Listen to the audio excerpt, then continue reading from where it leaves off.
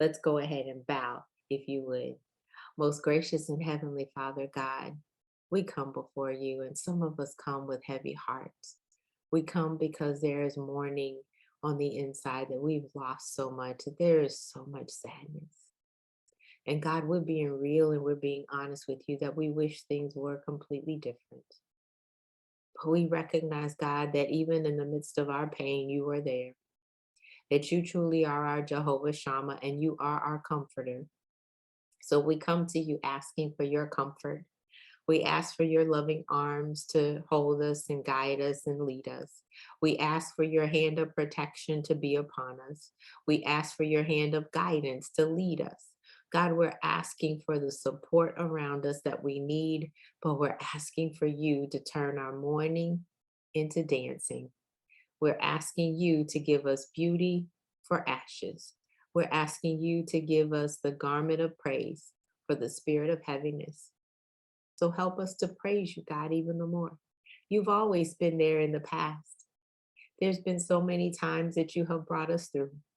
All we have to do is look back over our shoulders and recognize that when we thought all hope was gone, you brought hope upon hope.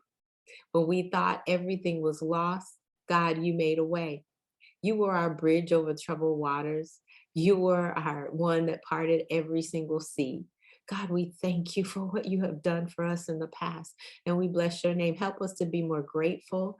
Help us to honor you in everything that we do, God, because you have been such a good God. And Lord, in our present predicament, we recognize that there is still sadness. And yes, the loss and the void is really there, but we need you to fill that void. You promised to comfort us, and so we're asking you to fill the void. You fill every single need, and we should go without at all. We should never go without. And we don't, because you told us to be anxious for nothing. You told us to ask, and we will have. You told us to seek, and we will find.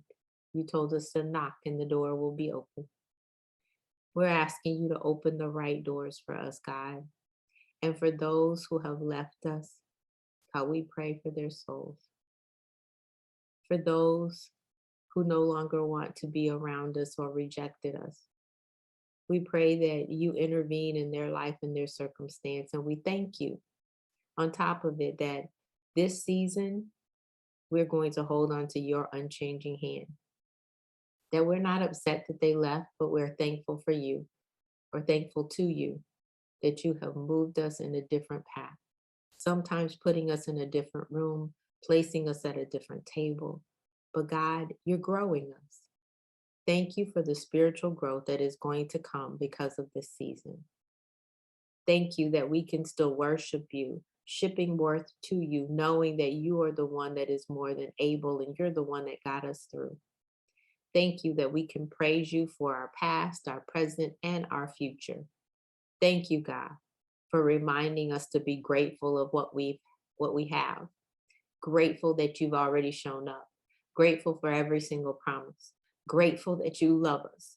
Grateful that you care about us. Grateful that you are concerned about everything that concerns us. Grateful that we can come to you and we can tell you all about our troubles and we can have a talk with you. Thank you, Lord, for your gratefulness, for our ability to be grateful. Thank you, Lord. Even in loss and even because of pain, we know that we're never alone or without your unchanging hand. We're careful, God, to ask for the Holy Spirit's insight and influence and comfort, to ask that He stand by and be willing to help us discern. We're grateful for what Jesus has already taught us that we can continue to go back on and look at, and recognizing that because of Him, we have relationship with you. We thank you, Lord, that you are a good, good Father that wants the best for your children. And as your child, we come. We come, sometimes with an empty cup, asking you to fill it up. we come. So we ask all these blessings in your darling Son, Jesus' name, the one that loved us with an everlasting love and gave his life for us all. It's in his name that we do pray and give you thanks. Amen. Well, God bless you today.